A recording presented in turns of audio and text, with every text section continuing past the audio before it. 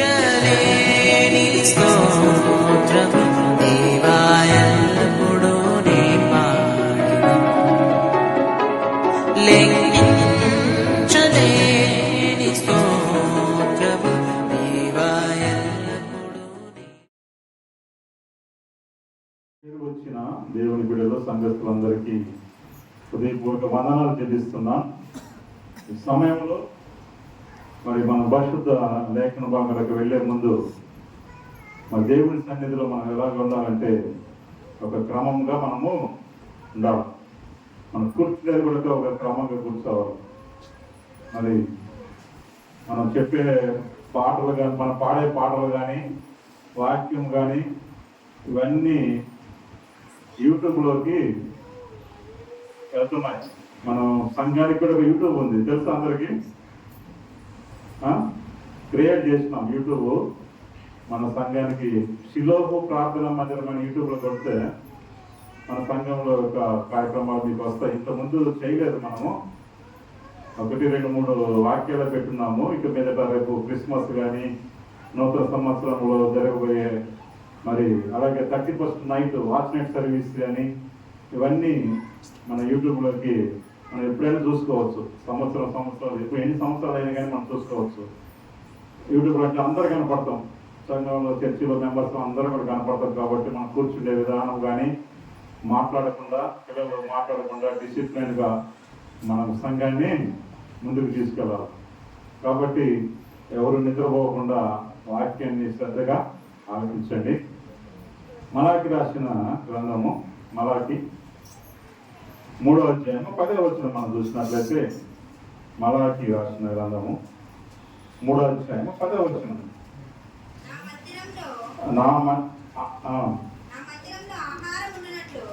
3:10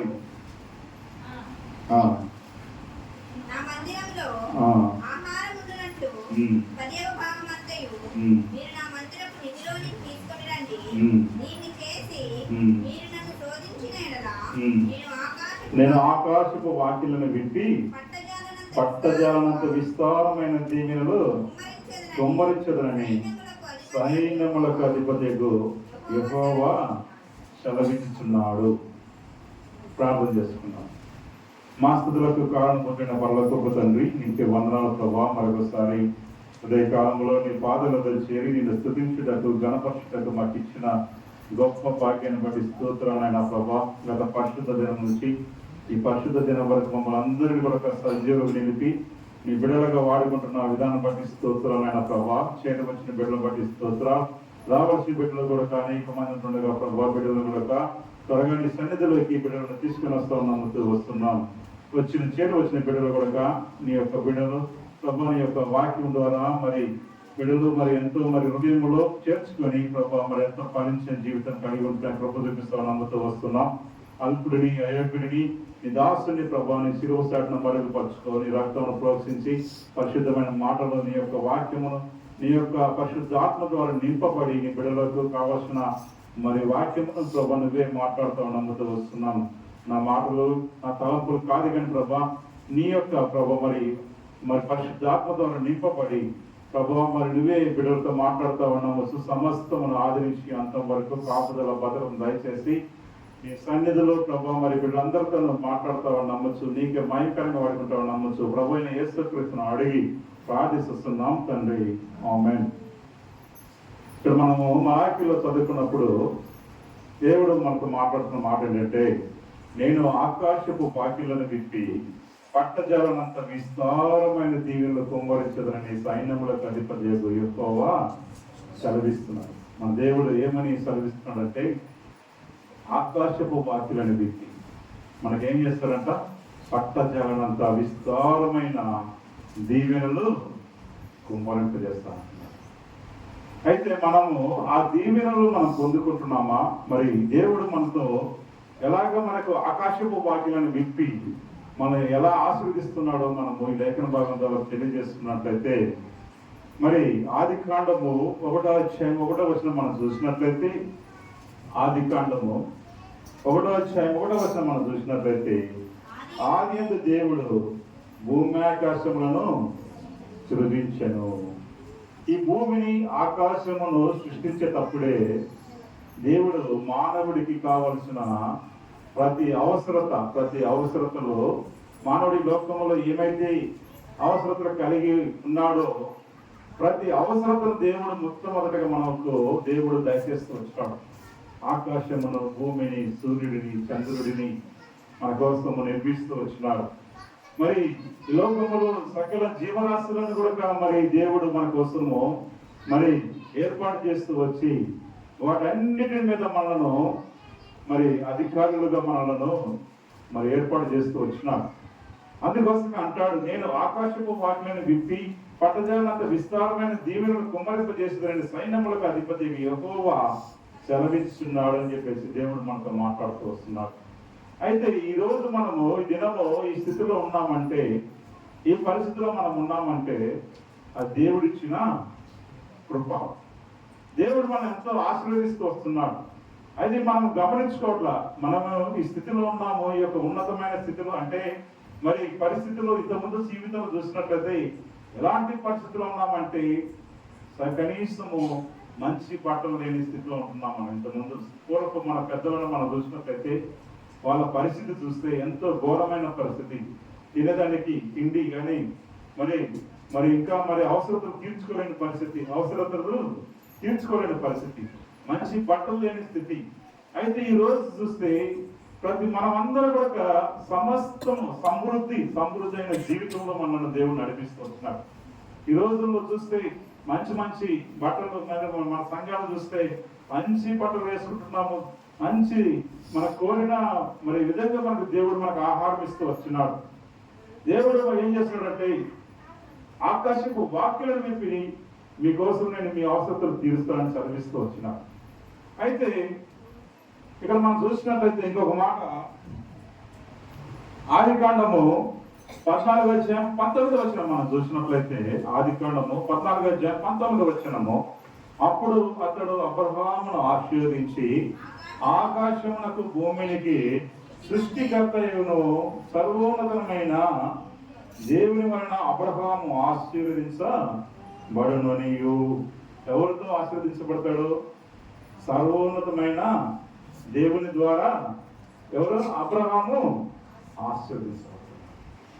ఇక్కడ మనం కూడా దేవుని యొక్క ఆశీర్వాదాలు మనం పొందుకున్నాం. దేవుని యొక్క సన్నిధిలో మనము గడిపే భాగ్యం మనకి ఇస్తూ వచ్చినాడు.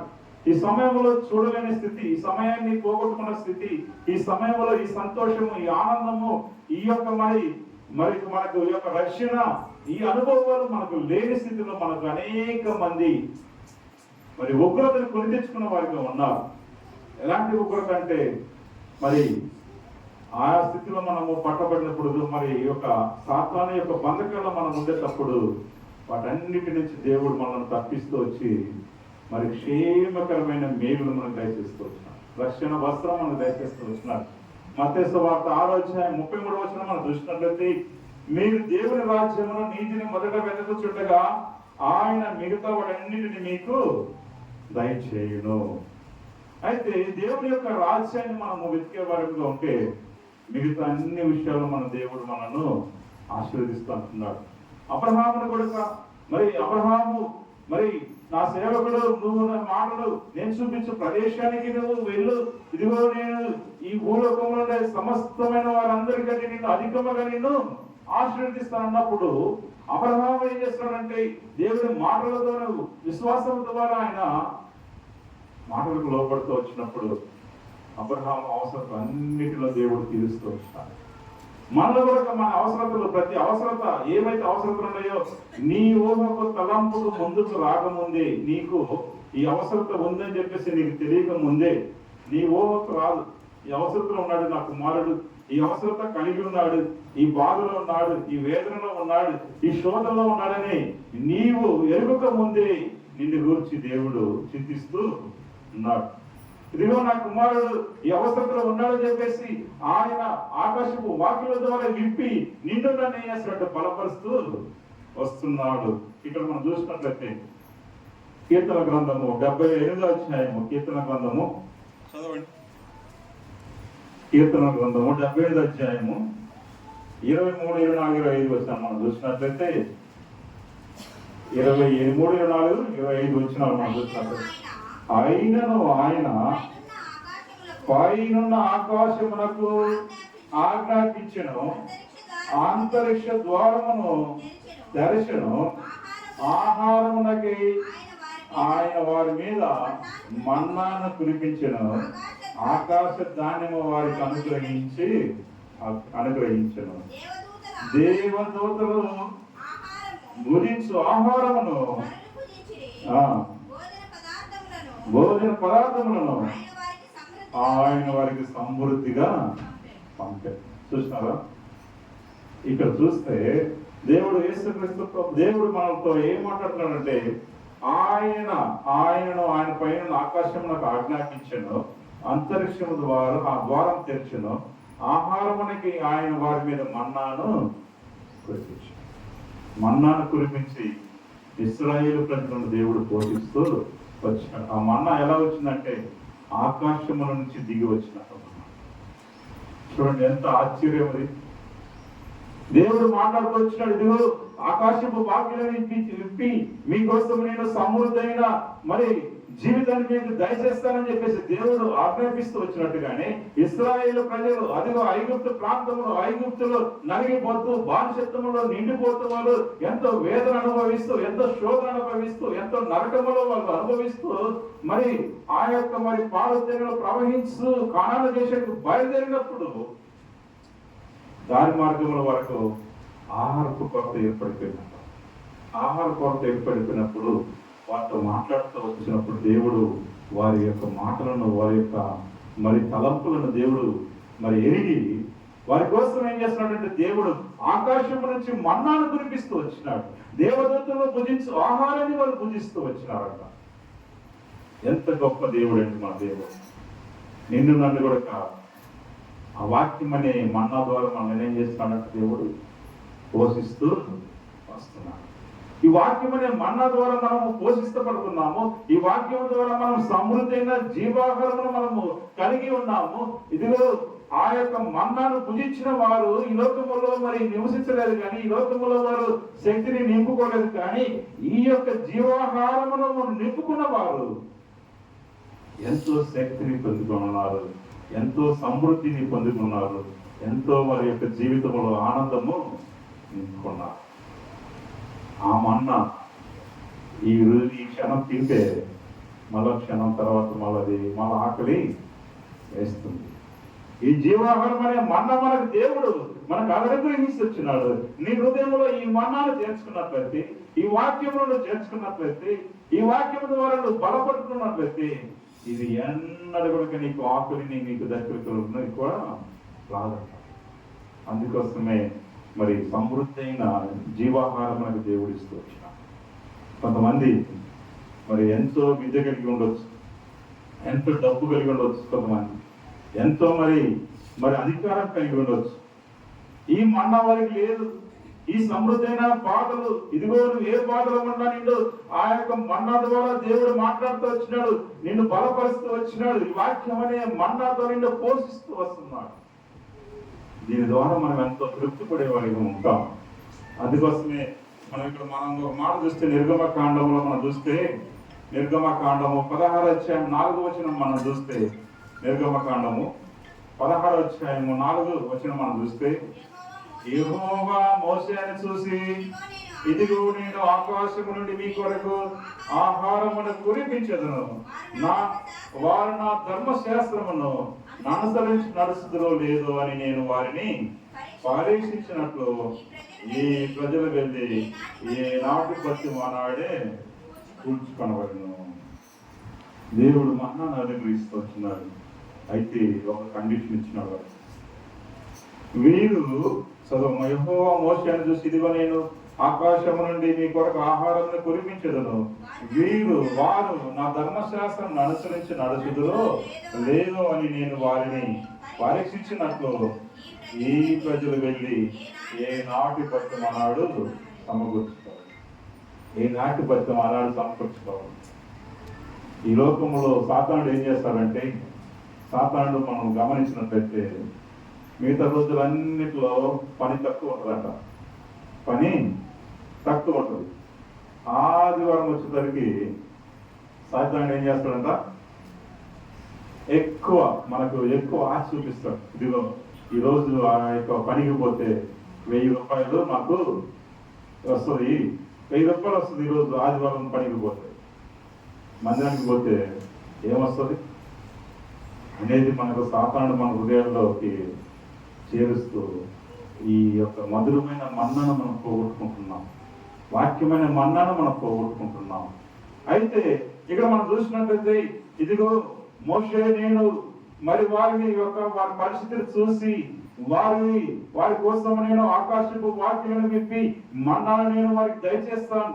అయితే వారు నా ధర్మశాస్త్రమును వారు ప్రేమిస్తున్నారో లేదో, నా ధర్మశాస్త్రములకు లోబడుతున్నారో లేదో తెలుసుకున్నట్టు వారు ఏం చేస్తారంటే ఏ రోజుకి ఆ రోజు మన్నాను సమకూర్చుకోవాలి.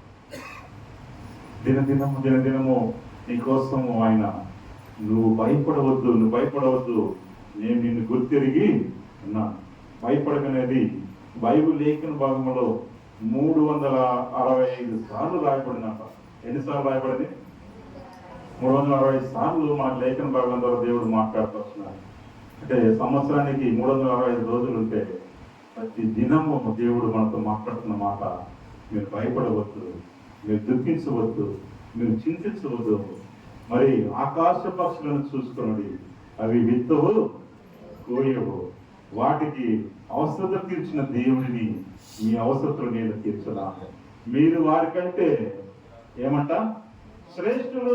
మరి ఆకాశ పక్షుల కంటే ఈ లోకములో ఉండే సర్వ సృష్టి కంటే మీరు శ్రేష్టమైన వారు. మీ అవసరతలు నేను ఎరిగి ఉన్నాను, మీ యొక్క పరిస్థితిని నేను ఎరిగి ఉన్నాను.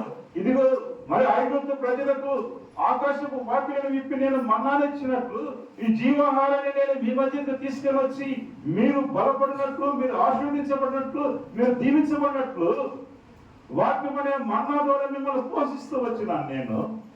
ఆ మన్నాను భుజించిన వారు తిరిగి ఆకలి కొన్నారు, కానీ ఈ మన్నాను హృదయంలో చేర్చుకున్న వారు ఏమవుతున్నారంటే దినదినము ఆత్మీయ అభివృద్ధి చెందుతూ, ఆత్మీయ ఫలాలు ఫలిస్తూ దేవుని సన్నిధిలో వారు ఎంతో వెలిగించబడిన వారుగా ఉన్నారు, వెలిగించబడిన వారిగా ఉన్నారు. నువ్వు వెలిగించబడటమే కాదు, ఇతరులను కూడా నువ్వు వెలిగించేవాడిగా ఉన్నావు. ఈ యొక్క మన్నాను భుజించిన వారు, వాక్యమైన మన్నాను భుజించిన వారు నువ్వు ఒక్క జీవితంలో వెలిగించడం కాదు, కానీ ఇతరుల జీవితాలు కూడా నువ్వు వెలిగించిన వాడిగా ఎన్నో దేవుడు నిన్ను బలపరుస్తూ వచ్చినాడు. కాబట్టి దేవుడి సన్నిధిలో మనము దేవుని ఆదరించే వారిగా, దేవుని సన్నిధిలో దేవుని స్తుతించే వారిగా, దేవుని సన్నిధిలో దేవుని కోసం మనము సమస్తమును ఆయనకు అప్పచెప్పుకునే వారిగా మనం ఉండాలని చెప్పేసి దేవుడు మనతో మాట్లాడుతున్నాడు. అనేక విధాలుగా దేవుడు ఇశ్రాయేలు ప్రజలను నడిపిస్తూ వచ్చినాడు. అనేక విధాలుగా అద్భుత కార్యాలు చేస్తూ వచ్చినాడు. అనేక అద్భుత కార్యాలు ఐగుప్తుల నుంచి బయటకు రావడానికి అనేక విధాలుగా దేవుడు బలపరుస్తూ నడిపిస్తూ పగటి పొరలో మరి వారిని నడిపించినాడు. రాత్రి కాలములు మరి అగ్ని స్తంభంగా నడిపిస్తూ వచ్చినాడు.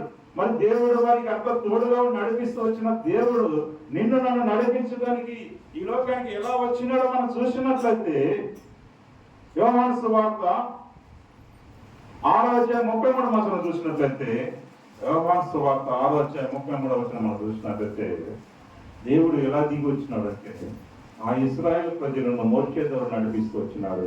మన కోసం దేవుడు ఎలా దిగి వచ్చినాడు మనం చూసినట్లయితే, పరలోకం నుంచి దిగి వచ్చి లోకమునకు జీవమునిచ్చినది దేవుడు అనుగ్రహించు ఆహారమునై ఉన్నదని నీతో నిశ్చయముగా చెప్పుచున్నాను. నేనే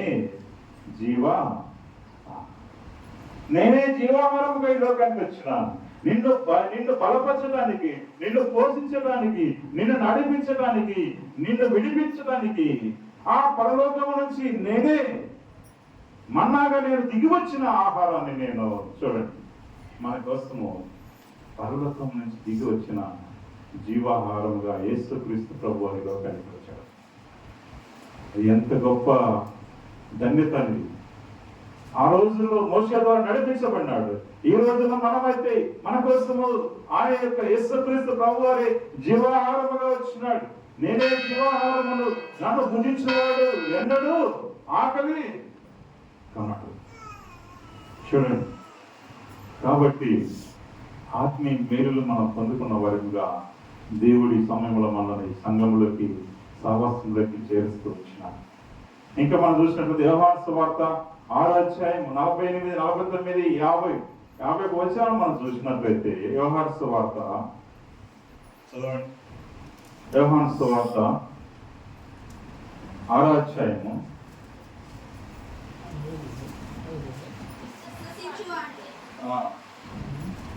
48, 49, 50, 51 4 వచనాలు.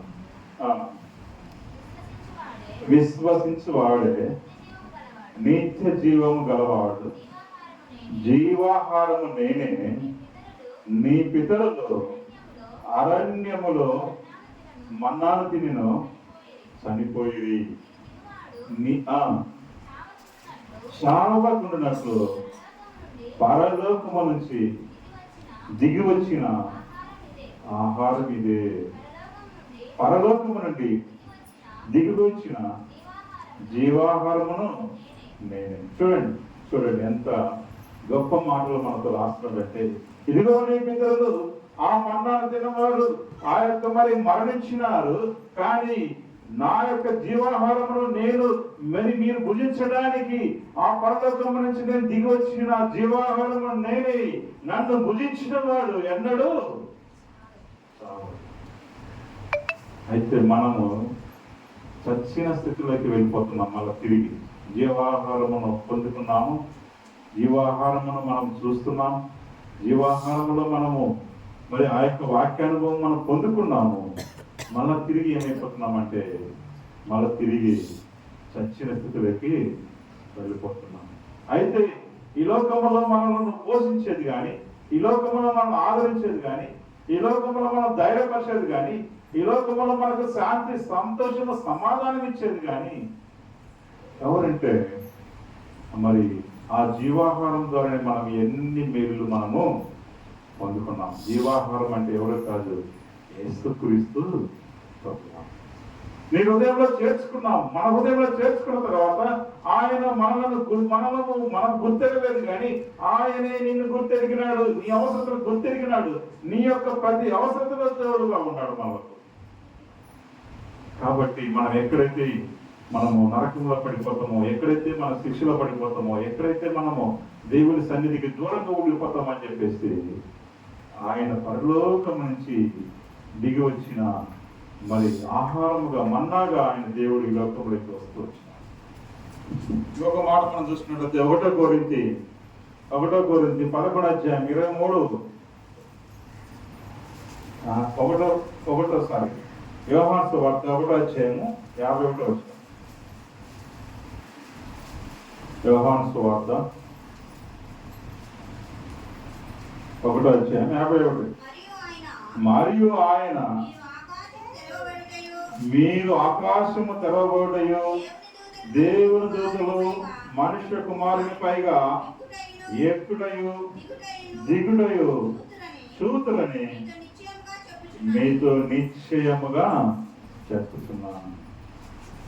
ఇంకొక మాట చూసినట్టు ఆదికాండం 28వ అధ్యాయం 10, 11, 12 వచనం మనం చూసినట్లయితే ఆదికాండము 28వ అధ్యాయము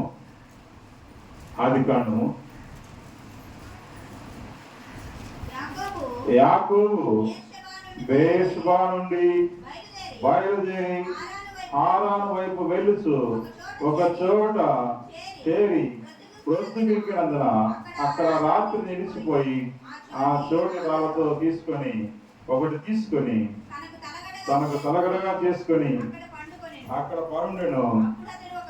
అప్పుడు అక్కడ ఒక కలగనెను, అందులో ఒక నిచ్చెన భూమి మీద నిలబడినను, దాని కొన ఆకాశము నుండి దిగి దాని మీద దేవుని దూతలు ఎక్కుచూ దిగుచూ ఉండిరి.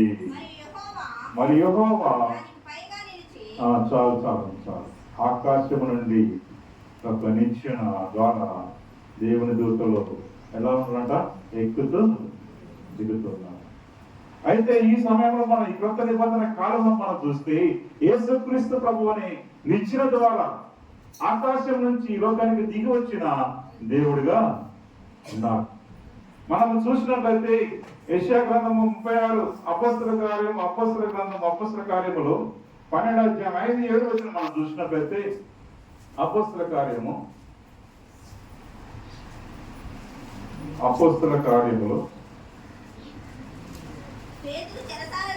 పేతురు చెరసాలలో ఉంచబడినప్పుడు సంఘమైతే అతని కొరకు అత్యాశతో దేవునికి ప్రార్థన చేయించుండెను.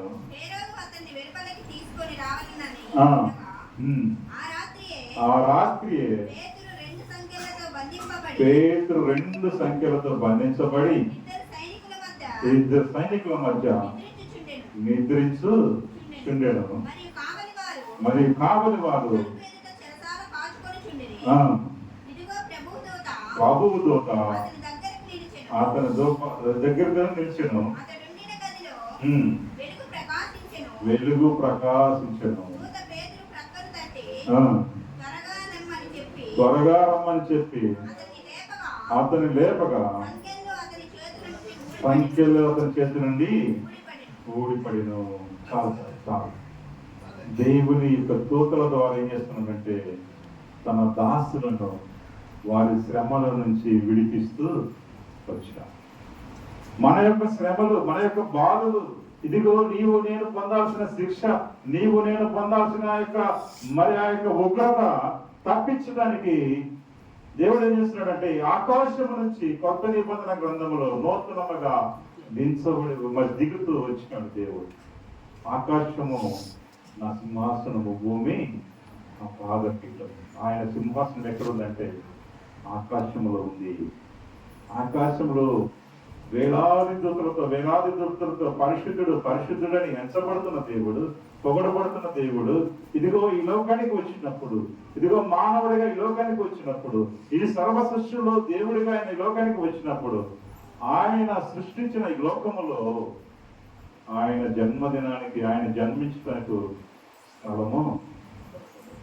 మనల్ని ఆయన ప్రేమిస్తూ వచ్చినాడు, మనం ఆయన ఎంతో ఆదరిస్తూ వచ్చినాడు. మనమైతే ఆయన విసర్జిస్తూ వచ్చినాం. ఆయన ఇచ్చిన ప్రేమను మనం పొందుకుంటున్నాం, కానీ ఆయన్ను మనము ప్రేమించలేక పోతున్నాం. ఇక్కడ మనం చూసినట్లయితే యెషయా గ్రంథము 37:36 మనం చూసినట్లయితే యెషయా గ్రంథము 37:36 మనం చూసినట్లయితే అంతట యెహోవా దూత బయలుదేరి అష్షూరు వారిని మీద దండుపేటలో 185,000 మందిని మోసెను. ఉదయమున జనులు లేవగా వారందరూ మృత కళేవరముగా ఉండేది. చూడండి, అక్కడ దేవుడి బిడ్డలకు శ్రమ కలిగినప్పుడు దేవుడు ఆకాశము నుంచి దేవదూతలను పిలిపించాడు. వారిని మొత్తినప్పుడు ఆ యొక్క 185,000 మంది దేవునికి విరోధమైన వారందరూ కూడా ఏమైందంట మొత్తేసిన. చూడండి, దేవుని యొక్క శక్తి, దేవుని యొక్క బలము మన పైన ఎలా కుమ్మరిస్తూ వచ్చినాడంటే దేవుని యొక్క దూతల ద్వారా మనము బలపరుస్తూ అనేక సందర్భాల్లో దేవుడు తన దూతలను పంపించి ప్రభు బిడ్డలను బలపరుస్తవచ్చు. మనం కూడా ఆయన స్వరాన్ని మనం వినేవారిగా ఉండాలా. ఆయన స్వరము వింటే దేవుడు మనల్ని బలపరుస్తవచ్చు.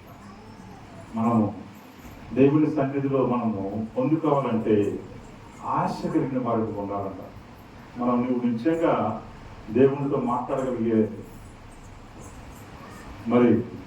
మనకు దేవునితో మాట్లాడిన ఆశగా ఉంటే మీరేం చేస్తారంటే, ప్రభువా నువ్వు నాతో మాట్లాడు, నాకు నీ యొక్క దర్శనము, నీ యొక్క మేలు నాకు కనపరచమని అడిగితే దేవుడు మనకు మాట్లాడేవాడు ఉంటాడు. దేవుడు మనకు మాట్లాడతాడు. నేను రీసెంట్గా ఒక మాట చెప్తాను. ఇంట్లో నిద్రపోతా ఉన్నా కాలు గురించి ప్రార్థన చేస్తూ ఉన్నా, ప్రభువా ఈ కాలు ఎప్పుడు ఇరిగిన దాన్ని నీవు ఎప్పుడు సరిచేస్తావు, దీన్ని నొప్పి ఎక్కువగా ఉంటుంది, ఎక్కువ మరి బలంతో ఎంతో బాధగా ఉంది నాకు మరి అని నేను ఒక నైట్ చాలా భారంగా ప్రార్థన చేస్తూ నీ దర్శనం నాకు దయచేయి, నువ్వు మాట్లాడు నాతో, నువ్వు నన్ను దర్శించు అన్నప్పుడు ఆ నైట్ దగ్గర ఒక 50 మంది దేవుని యొక్క దూతలాగానే ఉన్నారు. తెల్లగా మంచి వస్త్రాలు వేసుకున్నారు. వస్త్రాలు వేసుకొని వచ్చి వాళ్ళు ఇంట్లోకి వచ్చారు. నన్ను నా పడగ చుట్టూ వాళ్ళు చేరుకున్నారు. వచ్చి నేను వారికి వందనాలు చెప్తున్నా, ప్రైజ్ అని చెప్తున్నా. అది ఎంతో సంతోషంగా నన్ను చూసి నవ్వుతున్నారు సంతోషంతో. వాళ్ళల్లో ఒక అతను ఇక్కడికి వచ్చి ఇక్కడ నన్ను చిలువ వేసి నా తల మీద చేయిబెట్టి ప్రార్థన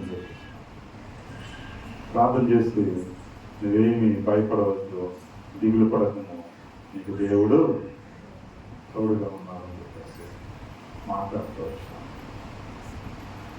దేవుడు మనల్ని వదిలిపెట్టేవాడు కాదు. మన బాధలో ఉండేటప్పుడు, మన శోధనలో ఉండేటప్పుడు, మనము నష్టంలో ఉండేటప్పుడు దేవుడు ఇష్టపడడు. వాటన్నిటి నుంచి తప్పించడానికి మనకు సమర్థులు. అందుకోసమే ఆకాశపు వాక్యాలను విప్పి నేను నిన్ను పోషిస్తాను. ఇదిగో ఈ సృష్టిలో నువ్వు శ్రేష్టమైన వాడివి. ఆకాశంలో పక్షులను చూడు, అవి దినదినము పోషించబడుతున్నవి, అవి కూర్చుకొనవు, అవి ఎన్నడూ కూడా దుఃఖించవు. నీవెందుకు నా కుమారుడివి, నా శ్రేష్టమైన కుమారుడివి, నువ్వెందుకు నిరాశపడుతున్నావు, నువ్వెందుకు బాధపడుతున్నావు, నువ్వెందుకు వేదన చెందుతున్నావు? నేను నీకు లేదా? నేను నిన్ను బలపరచనా? నేను నిన్ను ప్రేమించనా? నీకు నేను తండ్రిగా లేనా? నేను ఆదరించువాడిని. ఇదిగో తన తండ్రి ఎలాగైతే ఆదరిస్తుందో, యెషయా గ్రంథంలో ఒక మాటలో మరి నేను ప్రార్థన చేసుకునేటప్పుడు దేవుడు ఒక మాట మాట్లాడుతూ వచ్చినాడు. ఆ మాట మనం చూసినట్లయితే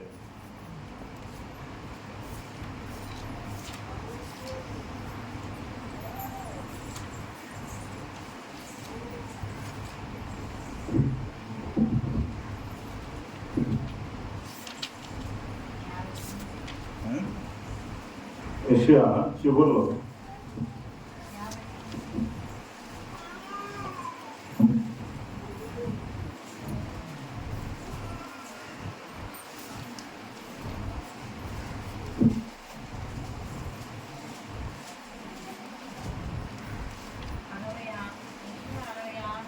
యెషయా 66:13 చదువుమా. ఒకని తల్లి వాణ్ణి ఆదరించినట్లు నేను మిమ్మల్ని ఆదరించగలను. యెరూషలేములోని మీరు ఆదరించబడగలరు. ఇంకా మీరు చూడగా మీ హృదయం ఉల్లసించును, మీ ఎముకలు లేత గడ్డి వలె బలియును. యెహోవా చాలు. ఒక్క తల్లి ఆదరించినట్లు నేను నిన్ను ఆదరిస్తాను. నేను హాస్పిటల్లో ఉండేటప్పుడు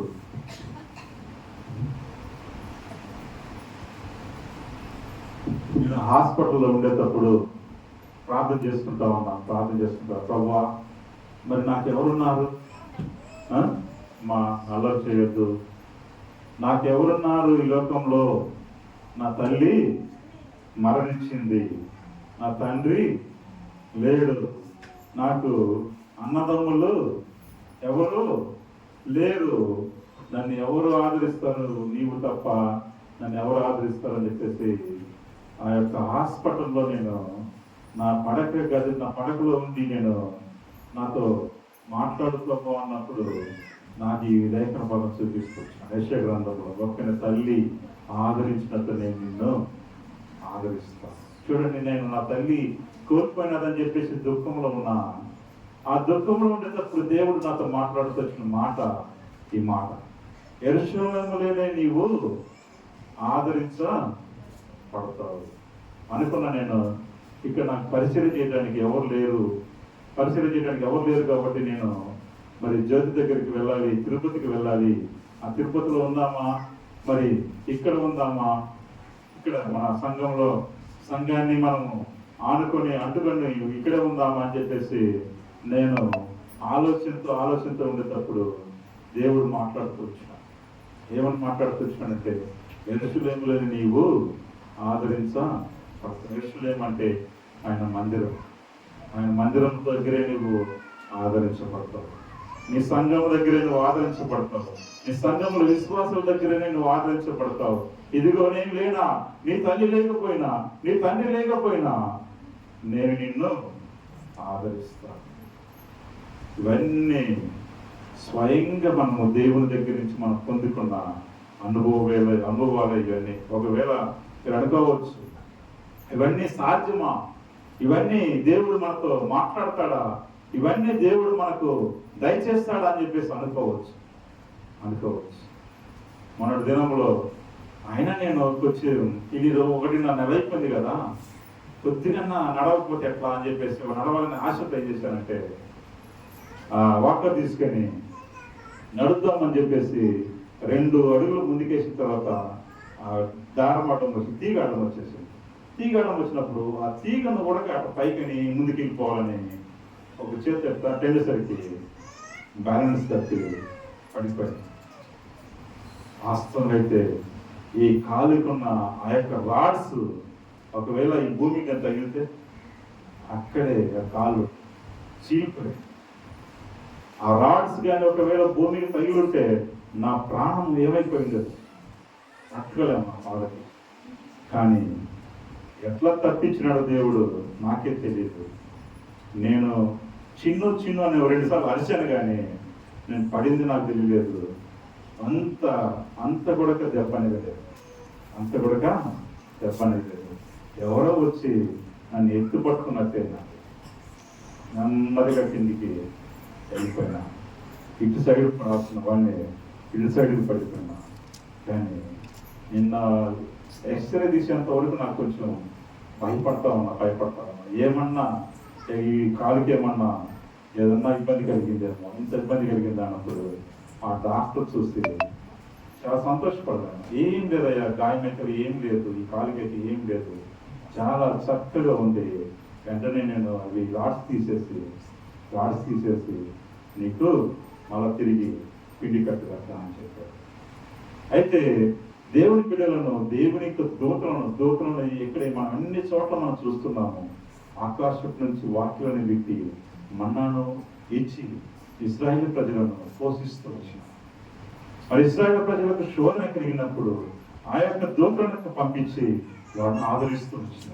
పేతురు చెరసాలలో వేయబడినప్పుడు తన దూతలను పంపించి చెరసాల సంఖ్యలను విడిపిస్తూ వచ్చినాడు.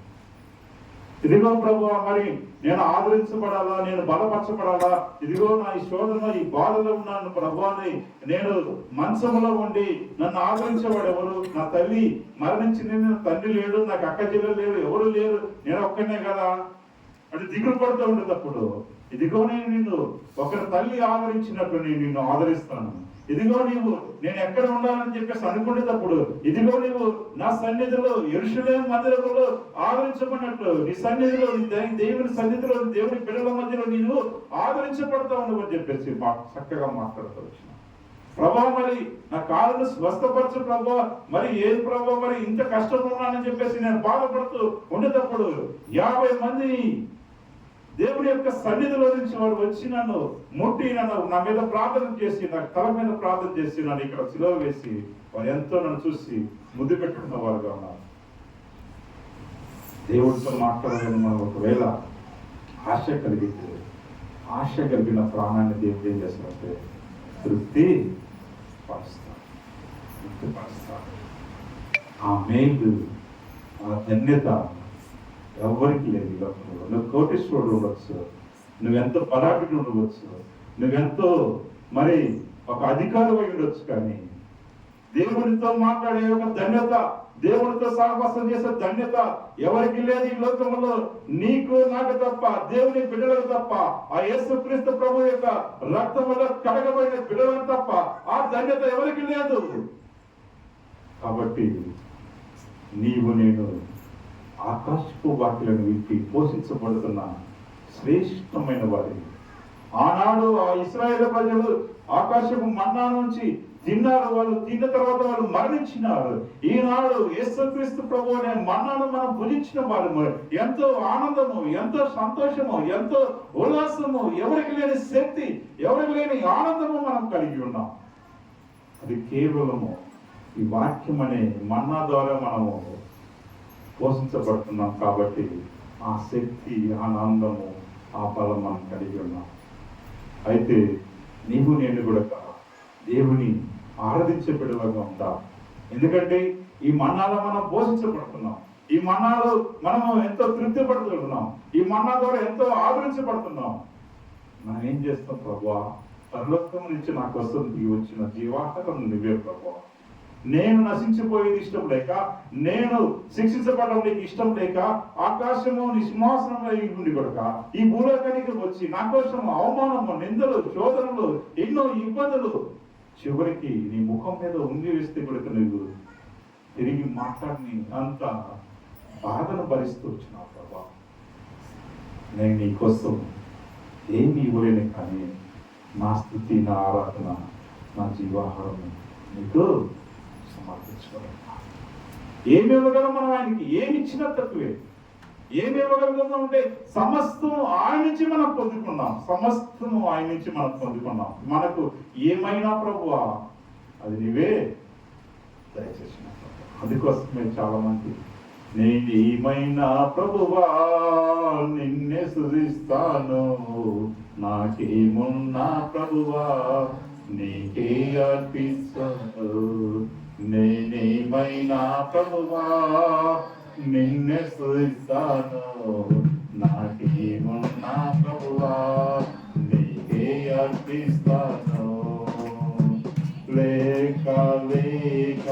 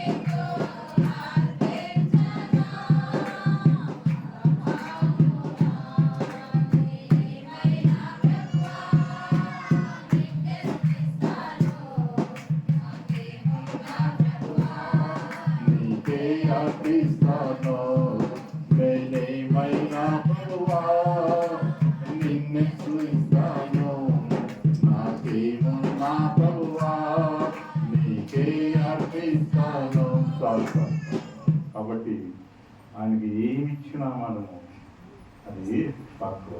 ఎందుకంటే సమస్తమును మనము ఆయన ద్వారానే మనము పొందుకొని ఉన్నాం.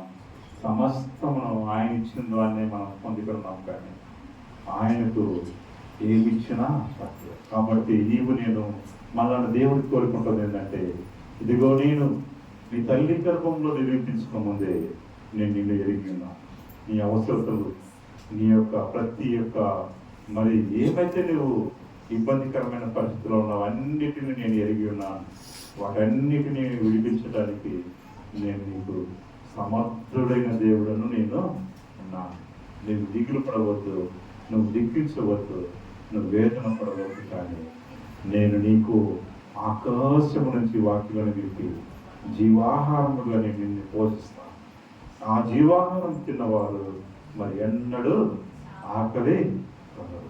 మన్నాను తిన్న ఇశ్రాయేలీయులు ఆకలి కొన్నారు, మరణించినారు. మరి జీవాహారమును తిన్న నీవు నేను ఎన్నడూ కూడా మరి మరణించేవారుగా ఉన్నారు. కాబట్టి మనము ఈ లోకంలో ఉండేటప్పుడు మనల్ని దేవుడు ఎంతో ఆదరిస్తూ వచ్చినాడు. సాధారణ కొన్ని సందర్భాలు ఈ దినము పరిశుద్ధ దినము అయితే కూడా ఇదిగో నువ్వు ఆ పనికి వెళితే నీకు 1000 రూపాయలు వస్తాయి. ఆ రోజే ఎక్కువ చాలాసార్లు నేను చూసిన ఈ వర్క్ చేస్తే నేను కూడా ఒక్కోసారి ఏం చేస్తానంటే, నా దగ్గర వర్క్ చేసే పిల్లలు ఆదివారం రారు. అలాంటప్పుడు కంపెనీ ఏం చేస్తుందంటే, ఆదివారం చేసిన వారికి 2 జీతాలు ఇస్తారు, డబల్ ఓటీ ఇస్తారు. ఆదివారం వచ్చరికి వాళ్ళకి రోజుకి 500 ఇస్తే ఆ రోజు 1000 రూపాయలు ఇస్తారు.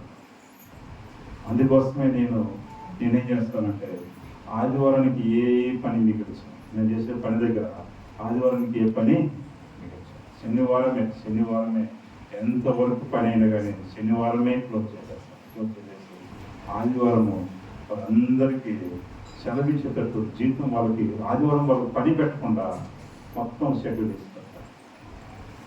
చర్చిలకు వెళ్ళే వాళ్ళని, సంఘాలకు వెళ్ళే వాళ్ళని ప్రతి ఒక్కరికి ఆ రోజు సెలవిస్తాం. కాబట్టి సాధారణ అనేక సార్లు మనం ఏం చేస్తుంటే మోసగించేవాళ్ళు. దినము దేవుని సన్నిధి పోకపోతే ఏమైంది, దినంలో వెళితే నీకు 1000 రూపాయలు లాభం ఉంటుంది, 2000 లాభం ఉంటుంది వేస్తాయి. కానీ దేవుని సన్నిధిని మనం దూరం చేసుకొని ఎక్కడైతే సంపాదన పెడతామో, ఎక్కడైతే మనము ఆనందించాలనుకుంటామో అది ఏమవుతుంట, సిల్లి సంచిలో వేసినట్టు ఎంత. దాన్ని పొందుకున్న వారిని దాన్ని అనుభవించే పరిస్థితిలో మనము ఉండము. దాన్ని అనుభవించే పరిస్థితిలో ఉండము. 1000 రూపాయలు మనం సంపాదిస్తాయి, 2000 మన దగ్గర ఖర్చు. అదే నీ సన్నిధిలో, దేవుని సన్నిధిలో నువ్వు ఆనందిస్తే, నీవు దివారాత్రము ఒక్క దినము దేవుని సన్నిధిలో గడిపితే 1000 దినములకు అది. కాబట్టి జీవాహారాన్ని మనం పూజించే బిడ్డలం, దేవుని యొక్క సన్నిధిని మనం అనుభవించిన బిడ్డలం. దేవుని సన్నిధిలో ఏం చేయాలంటే, పాటల ద్వారా, వాక్యం ద్వారా, మరి ఆరాధన ద్వారా దేవుణ్ణి ఆరాధించే వారుగా దేవుని దగ్గర మనం ఉండాలని దేవుడు మనతో ఇష్టపడుతూ వచ్చినాడు. దేవుడు ఈ వాక్యం వలన పరిశుద్ధపరచం చేస్తారు. మరి ఎవరైతే రక్షణ పొంది బాప్తిస్మం తీసుకున్న బిడ్డలందరూ కూడా 2 మాటలు ఏమని ఆరాధిస్తున్నాయి వాక్యానుసారంగా. బాబా, మరి ఇశ్రాయేలు ప్రజలకైతే మన్నాను ఇస్తూ వచ్చి పోషించినాను అనుకుంటా, నా కోసము జీవాహారం అనే మన్నాగా దిగి ఈ లోకానికి వచ్చినాం ప్రభా, నీ శరీరాన్ని భుజించడానికి, నీ రక్తమును త్రాగటానికి. వాక్యము ద్వారా మనము బలపడే వారిగా ఉండాలి. ఇక్కడ మనం ఆదికాండము 24వ అధ్యాయము 1వ వచనం మనం చూసినట్లయితే, ఆదికాండము 24వ అధ్యాయము 1వ వచనం, అబ్రహాము బహుకాలము గడిచిన వృద్ధుడై ఉండెను, అన్ని విషయములలో యెహోవా అబ్రహామును ఆశీర్వదించెను. ప్రార్థన చేసుకుందాం. మా స్థితులకు కారణమైన పరలోకపు తండ్రి, నీకే వందనాలు ప్రభా. ఇంతవరకు నువ్వు పాటల ద్వారా మాయపరుచుకొచ్చినాం ఆయన ప్రభా. మరి ఆరాధన వర్తమానంలో తోడుగా ఉన్న నడిపించినాం. మళ్ళా వర్తమానం కూడా నీ సన్నిధిని మాకు వచ్చినాం ప్రభా. మరి ఈ సమయంలో ప్రభా, నిదాసుని యొక్క ప్రభా మాటలను ప్రభా నువ్వు అభిషేకించుకొని వాడుకుంటూ వస్తున్నాం. నీ మాటల ద్వారా నువ్వు బలపరుస్తావు నమ్ముతూ వస్తున్నావు ప్రభా. మరి నీ పరిశుద్ధ ఆత్మతో నింపబడి చేర్చబడిన బిడ్డలందరితో కూడా నీ సన్నిధి నుంచి భద్రపరుస్తావు నమ్మచ్చు. నీకే మహిమకరంగా వాడుకుంటావు నమ్మచ్చు ప్రభు. అని యేసుక్రీస్తును అడిగి ప్రార్థిస్తున్నాం తండ్రి. ఆమేన్. ఇంతకుముందు మనము ఆరాధన వర్తమానంలో ఏమిటో వచ్చినాం, దేవుడు మనలను మన్నా ద్వారా పోషిస్తానని. ఇక్కడ మనం చూస్తే ఒక కుటుంబము, మన కుటుంబాలు ఎలా ఆశీర్వదించబడుతున్నాయంటే మనం చూసినట్లయితే ఆదికాండము 24వ అధ్యాయము 1వ వచనం మనం చూసినట్లయితే, బహుకాలము గడిచి మరి బహువృద్ధుడై అన్ని విషయములలో అబ్రహాము ఆశీర్వదించబడి. ఆయన అబ్రహాము అన్ని విషయాలలో ఆశీర్వదించబడ్డాడు. మరి అబ్రహాము ఏ విధంగా ఆశీర్వదించబడ్డాడు? అలాంటి ఆశీర్వాదాలు మనం పొందుకోవడానికి మనము కూడా దేవుని సన్నిధిలో దేవునితో మనం ఎలా ఉండాలనేది మనం చూసుకోవాలి. ఈ సమయం ఇక్కడ మనం చూసినట్లయితే మొట్టమొదటి ఆశీర్వాదము అబ్రహాము ఆత్మీయంగా ఆశీర్వదించబడ్డాడు. ఆత్మీయంగా ఆశీర్వదించబడ్డాడు. చదవండి ఆది కాండము 18వ అధ్యాయము 33 వచనం. ఆది కాండము యెహోవా అబ్రహాముతో మాట్లాడుట చాలించి వెళ్ళిపోయెను. అబ్రహాము తన ఇంటికి తిరిగి వెళ్ళెను. చాలు. యెహోవా అబ్రహాముతో చదవమ్మా. యెహోవా అబ్రహాముతో మాట్లాడుట చాలించిన తర్వాత అబ్రహాము తన ఇంటికి వెళ్ళాను. ఇక్కడ దేవుడు అబ్రహాముతో మాట్లాడుతూ వచ్చాడు. అంటే ఆయన ఆత్మీయంగా దేవునితో దినదినము మాట్లాడుతున్నాడు. ఇంటికి వెళ్ళిన తర్వాత అబ్రహాము ఆ సమయంలో ఇంటికి వెళ్ళిన తర్వాత శారమ్మ అడిగి ఉంటుంది అనుకుంటా. ఏమడిగి ఉంటుంది? ఇప్పుడు మనం అడుగుతుంటాం కదా, కొద్దిగా మనం ఎక్కడికైనా బయటకు వెళ్ళి లేచుకొస్తే ఎక్కడికి వెళ్ళావు, ఎక్కడ ఏం చేస్తున్నావు అని అడుగుతామా? అడుగుతామా లేదా? అడుగుతుంది. మా జ్యోతి అడుగుతుంది, ఎక్కడికి వెళ్ళారు, ఏం చేస్తున్నారు. అయితే ఇక్కడ అబ్రహాము మరి దేవుడితో మాట్లాడి తన ఇంటికి వెళ్ళాను. మరి దేవుడితో మాట్లాడటం అనుభవము అబ్రహాం పొందుకున్నాడు. ముఖాముఖిగా మాట్లాడుతున్నాడు దేవుడితో. మరి ఆమె అడిగి ఉంటుంది, ఎక్కడికి వెళ్ళావంటే ఇప్పటి వరకు దేవునితో మాట్లాడుకొని వస్తాను. ఎంత గొప్ప అనుభవం అది, ఎంత గొప్ప అనుభవం. అంటే అబ్రహాము అంతగా ఆశీర్వదించబడటానికి బహువృద్ధుడై అన్ని విషయములలో అబ్రహాము ఆశీర్వదించబడటానికి కారణం ఏంటంటే దేవునితో మాట్లాడే అనుభవం కలిగి ఉన్నాడు అబ్రహాము అనేది మనము లేఖన భాగం ద్వారా తెలియజేయవచ్చు. మరి ఇక్కడ మనం చూసినట్లయితే మూడవ యోహాను రాసిన పత్రిక 1 అధ్యాయం 2వ వచనం మనం చూసినట్లయితే 3వ యోహాను 1వ అధ్యాయము 2వ వచనం మనం చూసినట్లయితే, ప్రియుడా నీ ఆత్మ వర్ధిల్లుచున్న ప్రకారము నీవన్ని విషయములలో వర్ధిల్లుచు సౌఖ్యముగా ఉండవలనని ప్రార్థించు. నీ ఆత్మ వర్ధిల్లుచున్న ప్రకారం నీవు అన్ని విషయములలో వర్ధిల్లాలని ప్రార్థిస్తున్నానని చెప్పేసి లేఖన భాగం తెలియజేస్తాం. అబ్రహాము అయితే అంత ఆశీర్వదించబడడానికి కారణం ఏంటంటే ఆయన ఆత్మీయంగా వర్ధిల్లినాడు. ఆత్మీయంగా వర్ధిల్లుతూ వచ్చినాడు కాబట్టి ఆయన అంత ఆశీర్వదించబడినాడు. అయితే మనం కూడా ఆత్మీయంగా వర్ధిల్లాలని చెప్పేసి దేవుడు ఇష్టపడుతున్నాడు. మనమైతే ఆత్మీయంగా వర్ధిల్లాలని దేవుడికి మన యొక్క ఆత్మను అప్పచెప్పుకోవాలని చెప్పేసి మనము అనుకున్నట్లయితే దేవుడు మనతో మాట్లాడతాడు. నేను ప్రిన్స్ జ్యోతి పడుపులో ఉండేటప్పుడు డెలివరీ సమయంలో ఆమెకు బ్లడ్ లేదు, చాలా తక్కువ ఉంటుంది. ఎప్పుడు చూస్తే జ్యోతికి బ్లడ్ తక్కువ ఉంటుంది, చాలా తక్కువ ఉంటుంది. ఆ డాక్టర్స్ కూడా ఇంత బ్లడ్ తక్కువ ఉంది, చాలా కష్టము డెలివరీ సమయం అని చెప్పేసి అన్నప్పుడు నేను భయపడిపోయింది.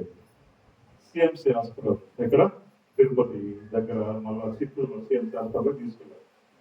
హాస్పిటల్కి తెల్లారికి వెళ్ళాలి. చేతి వాళ్ళ ఇంట్లో చిత్తూరులో ఉన్నాను, నేను ఆ ఇంట్లో ఉన్నాను. నేను ప్రార్థన చేసుకుంటా ఉన్నా, ప్రభువా మరి బ్లడ్ చాలా తక్కువ ఉందంటున్నారు, మరి ఎంతో భయంగా ఉంది, మరి బిడ్డను తల్లిని క్షేమంగా ఉంచు అని ప్రార్థన చేసుకుంటుంటే ఆ రూమ్ నిండా పెద్ద వెలుగొచ్చి ఆ గోడలకి వాక్యాలు మనం రాస్తే ఎట్లా ఉంటాయో అట్లా గోడల మీద కనపడుతుంది. ఆ ఇంట్లో అట్లా గోడ మీద పడటము, ఒక వాక్యం గోడ మీద పడటము, మళ్ళీ వాక్యం వెళ్ళిపోవటము, మళ్ళీ ఇంకొక వాక్యం. దేవుని సన్నిధి మనతో అట్లా మాట్లాడుతున్నాం. అబ్రహాము దేవుడితో మాట్లాడి అయిపోయిన తర్వాత ఇంటికి వెళ్ళినట్టు మనతో దేవుడు వాక్యం ద్వారా మాట్లాడతాడు, వెలుగు ద్వారా మాట్లాడతాడు, దర్శనం ద్వారా మాట్లాడతాడు మనతో. ఆ విధంగా దేవుడు మనల్ని బలపరుస్తాడు. ఆ తర్వాత నాకు చాలా ధైర్యం వచ్చింది. ఎందుకంటే దేవుని వెలుగు మనతో ఉంది, దేవుని వాక్యం మనతో మాట్లాడుతున్నాడు, దేవుడి సన్నిధి మనతో వస్తుంది. దేవుడు ఎప్పుడు కూడా మనను భయపెట్టాడు. అవి వెళ్ళిన తర్వాత కూడా వాళ్ళు ఎంతో ప్రయత్నం చేసినారు. చివరి సమయంలో వచ్చి బాబు మరి కడుపులో ఇంకా 3 దినాలు అయిపోయింది. ముందుగా ఆ డేట్స్ ఇచ్చిన తర్వాత 3 దినాలు వాడు లేట్గానే కడుపులో పెట్టారు. అది ముక్కులోకి అంతా ఏమైపోతుందంటే వాడి ఆక్సిజన్ అందట్లే. వెంటనే మేము ఆపరేషన్ తీసేయాలని చెప్పేసి వెంటనే గబగబా 5 నిమిషాలు ఆపరేషన్ చేసి అది తీసేస్తారు. మనకి బ్రీతింగ్ ఇచ్చారు. బాబు క్షేమంగా ఉన్నాడు. అలా దేవుడు మనతో మాట్లాడేవాడు ఉంటాడు. కొన్ని సందర్భాల్లో ఏ కష్టం నాకే ఇంత తక్కువ వ్యక్తిని నాకే దేవుడు ఇన్ని అనుభవాలు ఇస్తూ వచ్చినాడు. ఇన్ని అనుభవం నా జీవితంలో చూస్తే లెక్కలేని అనుభవాలు, నాకు గుర్తులేని అనుభవాలు ఎన్నో ఉన్నాయి. గుర్తులేని అనుభవాలు నా యొక్క చిన్న జీవితంలోనే ఇంత అనుభవాలతో దేవుడు మనం నడిపిస్తున్నాడంటే ఇంకా భారంగా ప్రయత్నించి ఇంకా భారంగా పరిచయం చేసే వారి జీవితాల్లో ఇంకా ఎక్కువ ఉంటుంది. కాబట్టి మనం ఎప్పుడు కూడా దేవుని మీద ఆశతో ఎదురు చూస్తే దేవుడు మనతో మాట్లాడతాడు. కృపకాలంలో దేవుడు మనం కొనసాగిస్తూ వస్తాడు. అబ్రహాము ఇంటికి వెళ్ళినప్పుడు దేవుడితో ముఖాముఖిగా మాట్లాడుతూ వెళ్ళాడు. ఇక్కడ మనం చూస్తే రోమపత్రిక 8వ అధ్యాయము 26వ వచనం మనం చూసినట్లయితే, రోమీయులకు రాసిన పత్రిక 8వ అధ్యాయం 26వ వచనం మనం చూసినట్లయితే, నేను బైబిల్ తీయడానికి చాలా టైం పడుతుంది. ఎందుకంటే మీరు చదవాలి టకటక, తొందరగా టైం లేదు మనకి. ఆత్మయు మన బలహీనతను చూసి సహాయం చేయించున్నాడు. ఏలయనగా మనం యుక్తముగా ఏలాగు ప్రార్థన చేయగలనో మనకు తెలియదు గాని ఉచ్చరింప సత్యము గాని మూలుగులతో ఆత్మ తానే మన పక్షమున విజ్ఞాపన చేయించిన. మన యొక్క ఆత్మ ఏం చేస్తుందంటే మనము యుక్తముగా ప్రార్థన చేయకపోతే తెలియదు మనకి ఎలా ప్రార్థన చేయాలో, దేవుడి సన్నిధిలో మనం ఎలా ప్రార్థన చేయాలో, దేవుడి సన్నిధిలో మనం ఎలా ఉండాలని మనకు తెలియదు. కానీ నీవు దేవుని మీద ఆధారపడితే దేవుని యొక్క ఆత్మ నిన్ను బలపరుస్తుంది. చాలా మంది అనుకుంటాను, నాకు ప్రార్థన చేయడం రాదు, నేను ప్రార్థించలేకపోతున్నాను, నేను ఆరాధించలేకపోతున్నాను, నేను పాటలు పాడలేకపోతున్నాను, వాక్యమును చెప్పలేకపోతున్నాను అని చెప్పేసి మనం అనుకుంటాం. అయితే దేవుని యొక్క ఆత్మ మనం ఏం చేస్తుందంటే మనల్ని బలపరుస్తుంది. నీవు సిద్ధపాటు ఉండాలి. ఏమై ఉండాలా? సిద్ధపడి ఉండాలి. దేవుడి సన్నిధిని మనం చూసేదానికి, దేవుడి యొక్క ఆత్మను మనం పొందుకునేదానికి, దేవుడితో మనం మాట్లాడడానికి, ముఖాముఖిగా దేవుడి దర్శనం మనం పొందుకునేదానికి నువ్వు సిద్ధపడి ఉండాలి. సిద్ధపడకుండా దేవుడు మనతో మాట్లాడాలి. దేవుడు మనతో నిజంగా మాట్లాడతారని చెప్పేసి మీకు ఆశ్చర్యం ఉంటుందేమో. ఆశ్చర్యం ఉందే లేదా? ఆశ్చర్యం ఉందంటే ఖచ్చితంగా దేవుడు మాట్లాడతాడు. దేవుడు మమ్మల్ని హృదయంలో దర్శిస్తాడు. మరి ఆ అనుభవంతో మనం ముందుకు వెళ్ళాలి. దేవుని యొక్క దర్శనము, దేవుని యొక్క తాకిడితో మనం ముందుకు వెళ్ళాలి. నీకు నాకు శక్తి లేదు, మనము స్థిరంగా నిలబడడానికి మనకు శక్తి సరిపోదు. నేను శ్రమలను ఓర్చుకోవడానికి మనకు శక్తి సరిపోదు. నేను వచ్చే ఇబ్బందులు ఆటంకులను ఎదుర్కోవడానికి మనకు శక్తి సరిపోదు. ఎందుకంటే మనం మానవులమే. ఈ లోకంలో అనేక విషయాల్లో మనం బలహీనతమైన ఘటనలు మనం ఉన్నాం. ఎదిగో మానవుడు ఎలాంటి వాడంటే బలహీనమైన ఘటనలు, చిన్న విషయాలకే బాధపడేవాడు, చిన్న విషయాలకే మనము బాధపడేవాడు, చిన్న విషయాలకే మనం భయపడేవాడు. దేవుని ఆత్మను పొందుకుంటే భయం ఉండదు. దేవుని ఆత్మను పొందుకుంటే, అందుకోసం అంటాడు, నీకు నిబ్బరము కలిగిన మనసుని నీకు ఇచ్చున్నాను, పిలికి ఆలోచనలు నీకు నేను ఇవ్వలేదు, పిరికితనం నీలో పెట్టలేదు, నిబ్బరం కలిగిన మరి ధైర్యంతో నీవు దేవుని సన్నిధిలో నీవు ప్రార్థన చేసేదానికి నువ్వు ఇష్టపడదు. ఇక్కడ మనం చూస్తే 1 కొరింథీ 14:2 మనం చూసినట్లయితే 1 కొరింథీయులకు రాసిన పత్రిక మరి 14:2 మనం చూసినట్లయితే ఎందుకనగా ఆ భాషతో మాట్లాడేవాడు మనుషులతో కాదు దేవుడితో మాట్లాడుతున్నాడు. మనుషుడు ఎవడను గ్రహింపడు గాని వాడు ఆత్మ వలన మర్మములను పలుకుచున్నాడు. ఆత్మ వలనే మర్మములు పలుకుచున్నాడు. మనుషుడు ఎవరు మరి గ్రహించలేము కానీ ఆత్మ అయితే దేవుడి సన్నిధిని మనము గమనిస్తాం. మర్మాలు బయలుపరచబడతాయి దేవుని యొక్క ఆత్మ ద్వారా. మనం అనుకుంటాం కొంతమంది మొలుగుతున్నారు, కొంతమంది ఏడుస్తున్నారు, కొంతమంది యాక్షన్ చేస్తున్నారు అనుకుంటాం మనం. కానీ దేవుని యొక్క పరిశుద్ధ ఆత్మ ద్వారా వాళ్ళు మొలుగుతూ దేవుని సన్నిధిలో వాళ్ళు దేవుని ముఖాన్ని చూసేదానికి వాళ్ళు ఎంతో మంది దేవుని ప్రయాసపడుతూ వస్తారు. ఆ ఆశ మనలో ఉంటే దేవుడు మనతో మాట్లాడతారు. ఒక మాట చూద్దాం. ఇక్కడ మనం చూస్తే నిర్గమకాండము 33:11 మనం చూసినట్లయితే నిర్గమకాండము 33:11 మనుషుడు తన స్నేహితులతో మాట్లాడినట్లు యెహోవా మోషేతో ముఖాముఖిగా మాట్లాడు. తరువాత చాలు ఎవరితో మాట్లాడింది? ఇక్కడ మోషేతో మాట్లాడుతున్నాడు. మనుషుడితో ఎలా ముఖాముఖిగా మాట్లాడుతున్నాడు. మోషే దేవుడితో అలా మాట్లాడుతున్నాడు. అబ్రహాం అయితే ఇదిలో తన స్నేహితులతో మాట్లాడుకొని ఇప్పుడు మనం ఒక సెంటర్ లో కూర్చొని ఒక సన్నిధిలోకి ఎక్కడైనా ఒకసారి కూర్చుంటాం. మనం అందరం ఎక్కడ మన స్నేహితులు అందరం ఎక్కడ కూర్చుంటాం? ఒకసారి ఎక్కడన్నా మనకి ఇష్టమైన ప్రదేశంలో కూర్చొని చక్కగా మాట్లాడుకొని ఎవరింటికి వాళ్ళము పోతాం. దేవుడు అబ్రహాం అట్లా మాట్లాడుతున్నాడు.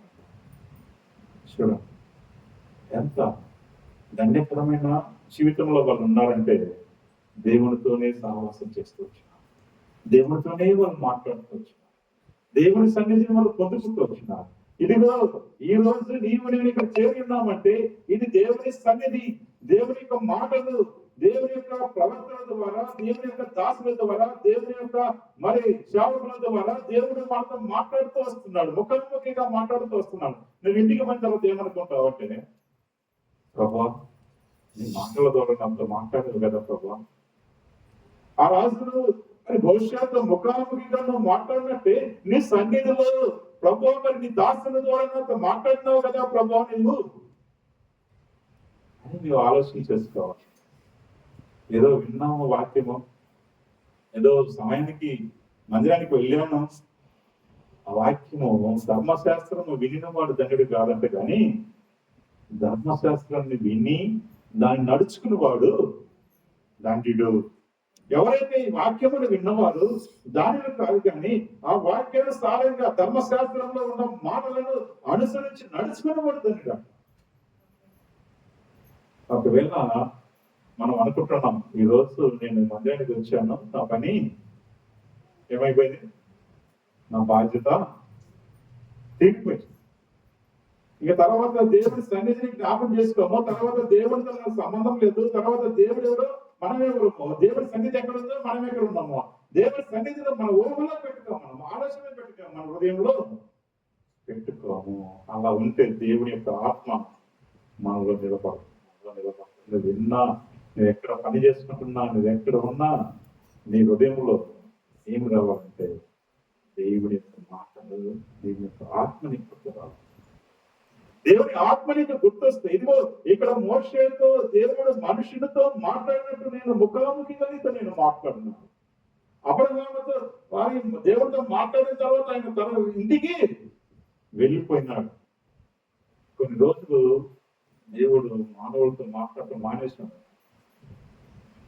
400 సంవత్సరాలు కృపకాలం అయిపోయిన తర్వాత దగ్గర 400 సంవత్సరాలు దేవుడు సన్నిధి వారికి దూరం అయిపోయింది ఇశ్రాయేలు ప్రజలకు, మనుషులకు. తర్వాత దేవుడే మళ్ళా ప్రేమించి దేవుడి గుర్తు చేసుకుని, ఇదిగో నా ప్రజలు ఈ లోకంలో బహు చెడ్డ తలంపులతో, బహు దుర్మార్గమైన కార్యాలతో నాశనం వాళ్ళు కొనిపోతున్నారు. వారిని నేను విడిపించుకోవడానికి నేనే వారి మధ్యలోకి వెళ్ళాలి. నేనే వారితో నేను సహవాసము చేసుకోవాలి. ఆ పరలోక మహిమను వదిలిపెట్టి నేనే వారి దగ్గరికి వెళ్ళాలని చెప్పేసి వచ్చాను. మరి మోషే మాట్లాడినాడు. అలాగే ఇక్కడ మనం చూసినట్లయితే అబ్రహాం మాట్లాడుతూ వచ్చినాడు. ఇక అతను అబ్రహాము ఆశీర్వదించబడటానికి దేవుని యొక్క దర్శనం పొందుకున్న వాడు ఉన్నాడు, దేవునితో మాట్లాడిన వాడు ఉన్నాడు. కాబట్టి ఆయన కుటుంబం ఆశీర్వదించుతారు. ఒకటి అయిపోయింది సమయం. మరి ఇంకా 2 మాటలు చదివి మనము ముగించుకున్నాం.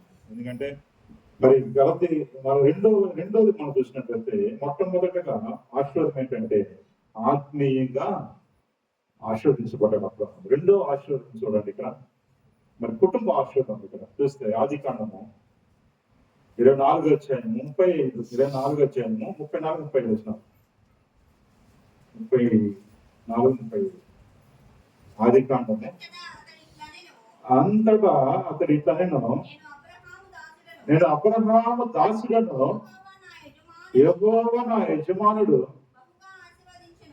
నా యజమానుని బహుగా ఆశీర్వదించాడు కనుక అతడు గొప్పవాడాయను. అతనికి గొర్రెలను, గొడ్లను, వెండి బంగారమును, దాసీలను, వంటలను. చాలు. ఇక్కడ ఎలియాజరు వచ్చేసి అబ్రహాం దాసుడు. అబ్రహాము దాసుడు తెలుసు కదా అందరికి. మరి రిబ్కా ఇస్సాకు విషయములు వివాహం సందర్భంలో వచ్చినప్పుడు, రిబ్కా ఇంటికి వచ్చినప్పుడు అంటున్నాడు, ఇదిగో నా యజమానుడు దేవుని వలన యెహోవా వలన బహుగా ఆశీర్వదించబడినాడు. ఎవరి వలన ఆశీర్వదించబడ్డాడు? దేవుని వలన ఆశీర్వదించబడ్డాడు అని చెప్పేసి దేవుని గణపరుస్తున్నాడు. నా యజమాని యొక్క కుటుంబము బహుగా ఆశీర్వదించబడ్డది. ఎలా ఆశీర్వదించబడిందంటే దేవుని వలన, దేవుని సన్నిధి వలన, దేవుని వలన ఆశీర్వదించబడ్డాడని ఎవరిని కనపరుస్తున్నాడు? దేవుని కనపరుస్తున్నాడు. మనమైతే మన దగ్గర 1,00,000 రూపాయలు మన చేతిలో ఉంటే మనంతటి వాళ్ళు ఎవరు లేదు, నాకంటే ఎక్కువ ఎవరు లేదు. దేవుని మర్చిపోతాం మనం. మనకు దేవుని ఇచ్చిన మరి ప్రతిఫలాన్ని బట్టి మనం ఏం చేస్తున్నామంటే దేవుని గుర్తు చేసుకోవాలి. ఇక్కడ ఎలియాజరు అంటున్నాడు, ఇదిగో నా దాసుడు బహుగా ఆశీర్వదించబడ్డు. ఎలా ఆశీర్వదించబడ్డంటే దేవుడు అతన్ని ఆశీర్వదించినాడు. దేవుడు అతన్ని ఆశీర్వదించాడు. దేవుడు ఆశీర్వదిస్తేనే మనం ఆశీర్వదించబడతాం. ఇక్కడ ఎలియాజరు రిబ్కాను ఇస్సాకు విషయంలో వివాహానికి వెళ్ళినప్పుడు, వాళ్ళని ఇద్దరిని జత చేస్తానికి వెళ్ళినప్పుడు, నా యజమానుడి కుటుంబము ఎంతో ఆశీర్వదించబడిన కుటుంబం. దేవుని వలన ఆశీర్వదించబడ్డాడు నా యజమానుడు. దేవుని కనపరుస్తాడు. మనమైతే దేవుని మర్చిపోతాం. మనకు కలిగిన దాంట్లో నుంచి మనం మర్చిపోతాం. అందుకే దేవుడు మనతో మాట్లాడదు. అందుకే దేవుని సన్నిధి మనతో ఉండదు. ఇదిగో ఎక్కువగా మనల్ని హెచ్చించి దేవుడు ఆశీర్వదిస్తే దేవుడిని మర్చిపోయే స్థితిలో మనం ఉంటున్నాం. ఇంతకుముందు పూర్వ స్థితిలో చూస్తే వారికి ఉండే విశ్వాసము లేని, ఇప్పుడు వారికి తినడానికి ఆహారం లేదు, వారికి కట్టుకోవడానికి బట్టలు లేవు, వారికి నివాసం చేయడానికి గృహాలు లేవు, పూరి గుడిసెలలో ఎంతో మరి పనిచేయని స్థలాల్లో మన పూర్వీకులు నివసిస్తున్నప్పుడు వారి యొక్క సంతోషం ఎలా ఉందంటే, పండుగలు వచ్చినప్పుడు కానీ తర్వాత మిగతా టైంలో కానీ వారు ఎంత దేవుని వాళ్ళు ఎంత ఆరాధిస్తారంటే, మా నాయన ముందు చూసారా, ఆమె పాటలు పాడితే క్రైస్తవ కీర్తనలో పైన పల్లకి మొదలు పెడితే చివరి వచ్చే వరకు చూడకుండా వచనం కూడా మిస్ అవ్వకుండా వచనం ఒక్కటి కూడా మిస్ అవ్వదు. ఆమె బుక్ తీసుకోవాలి, క్రైస్తవ పాటలు బుక్ తీసుకోవాలి. కానీ మనం బుక్ తీసుకుని పాడేవారమన్నా కానీ అమ్మ నిద్రపోవుగా బుక్ తీసుకొని పాడేవారమని కానీ మర్చిపోతున్నాము. పాటలు తెచ్చినప్పుడు కానీ ఆమె మర్చిపోదు. అంత కంఠస్థంగా అంత దృష్టితో ఆమె పాటలు పాడతారు. కాబట్టి ఆ యొక్క మన జీవితంలో ఆ యొక్క మరి దర్శనం పొందుకోవాలని ఆశ మనకు కావాలి. ఒక సందర్భంలో మోషే, ఇదిగో మోషే, ఇదిగో ఇశ్రాయేలు ప్రజలు బానిసత్వం ఉన్నారు, ఇదిగో వారిని విడిపించడానికి నేను నిన్ను ఏర్పరచుకున్నాను, నువ్వు వెళ్ళు వారిని విడిపించడానికి, వారి ఐగుప్తుల నుంచి వారిని తీసుకుని రావడానికి నువ్వు వెళ్ళు అన్నప్పుడు మోషే అంటాడు, నీ సన్నిధి నాకు తోడుగా. నేను వెళ్ళలేను ప్రభా, నేను వారిని తీసుకురాలేను, నేను వారిని విడిపించలేను, వారిని నడిపించలేను, నీ సన్నిధి నాకు తోడుగా ఉంటే నేను వారిని బయటకు తీసుకొస్తాను. ఆశపడుతూ వచ్చిన నీ సన్నిధి నాకు తోడుగా ఉండాలని చెప్పేసి చూడండి. అందుకోసమే ఆ ఆశ వలనే దేవుడు మోషేతో మనుషులతో మాట్లాడినట్లు మోషేతో మాట్లాడుతూ వచ్చిన. ఇంకొక వ్యక్తిని మనం చూసి ముగించుకున్నాం. 1:30 కల్లా ముగించాలని నేను అనుకుంటున్నా. రెండవ సమయాలు రాసిన 2వ సమయాలు గ్రంథము 7వ అధ్యాయము 29వ వచనం చూడండి. 2వ సమయాలు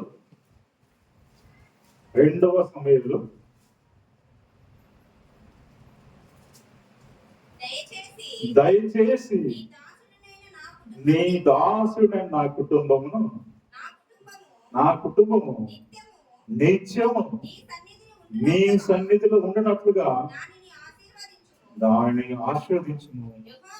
యెహోవా నా ప్రభువా, నీవు సెలవిచ్చి ఉన్నావు, నీ ఆశీర్వాదము నుండి నా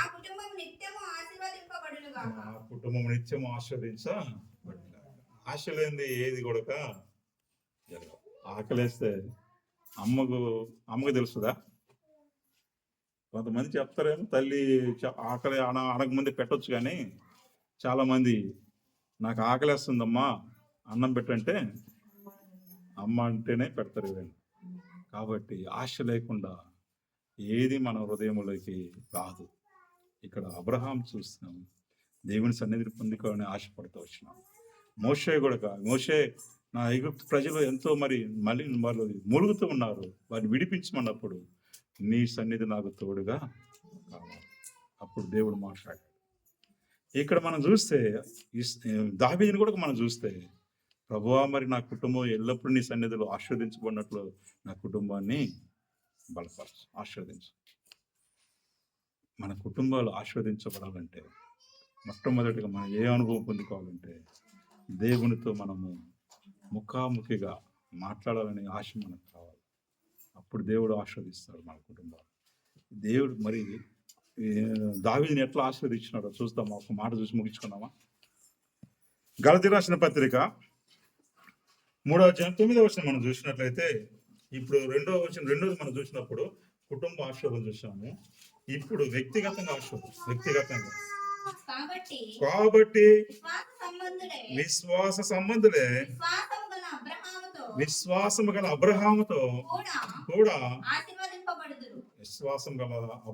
కూడా ఆశీర్వదించబడ్డారు. ఎవరంట? విశ్వాస సంబంధులు. మన విశ్వాస సంబంధులమేనా? అయితే మనం ఏం చేస్తామంటే అబ్రహాము పొందిన ఆశీర్వాదాలు కూడా మనం పొందుకుంటాం.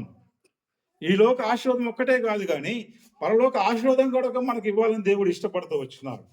అబ్రహాముని లోకములో ఎంతో ఆశీర్వదించినాడు. విశ్వాస సంబంధులే అబ్రహాము ఆశీర్వాదాలు కూడా పొందుకునే వారికి ఉంటారు. మరి 1వ దినవృత్తాంతము 22వ అధ్యాయం 17వ వచనం చూడండి, ముగించుకుందాం. 22:17 అన్న, త్వరగా కరెంటు పోయింది.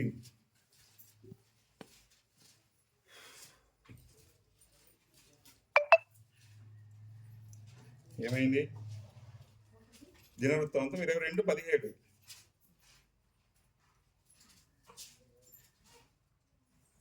లేదా బైబిల్లో?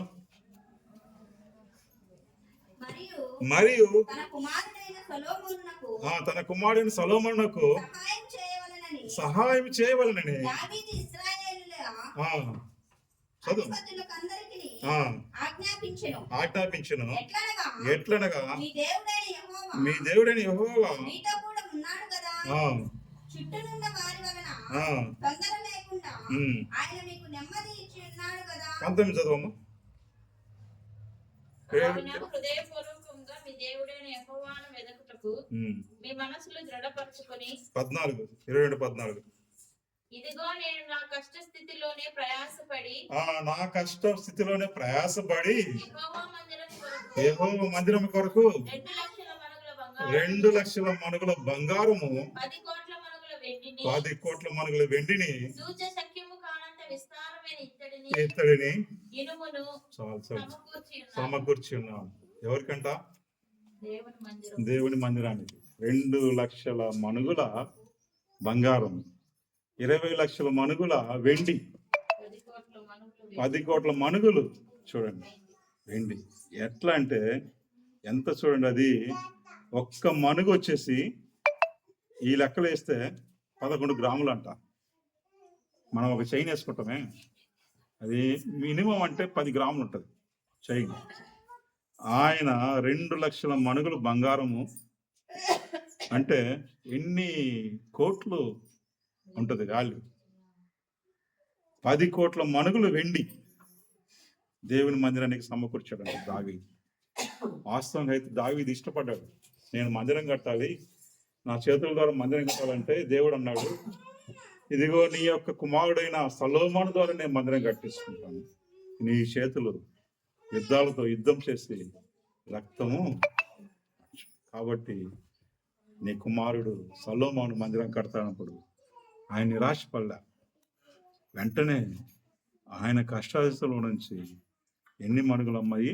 2 లక్షల మణుగులు బంగారము, 10 కోట్ల మణుగుల వెండి, తూష చక్కం గాని విస్తారమైన విత్తడి ఇనుము. తూసేదానికి చేత కలదంట.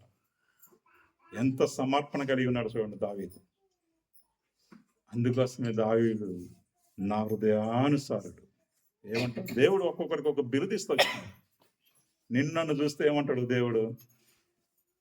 నా హృదయానుసారుడు అంటాడా, లేకపోతే నా ప్రియమైన వాడు అంటాడా, లేకపోతే నా విశ్వాసం అంటాడా, లేకపోతే నమ్మకమైన వాడు అంటాడా, లేకపోతే ఇంకా అవసరం వచ్చినప్పుడు మాత్రమే నేను నన్ను గుర్తు చేసుకునే మనం ఏ కోవాలన్నామమ్మా? అయిపోయింది, టైం అయిపోయింది, నాకు టైం అయిపోయింది, మీకు అర్థమైంది. సరే, మనం ఎలాంటి వాళ్ళం అంటే అవసరమైనప్పుడు మాత్రమే నన్ను గుర్తు చేసుకునే నా దాసుడు. ఆ పరిస్థితిలో ఉండకూడదు. దేవుని కోసం, దేవునితో సావాసం చేసేదానికి, దేవుడితో మనము అనుబంధం కలిగేదానికి మన హృదయంలో ఆశను మనం కలిగి ఉండాలి. అప్పుడు వ్యక్తిగతంగా ఆశీర్వదించబడతావు, కుటుంబంగా ఆశీర్వదించబడతావు, ఆత్మీయంగా ఆశీర్వదించబడతావు. ఈ 3 మాటలు దేవుడు వాక్యం గురించారు. ఎవరైతే రక్షించబడి బాప్తిసం తీసుకున్నారో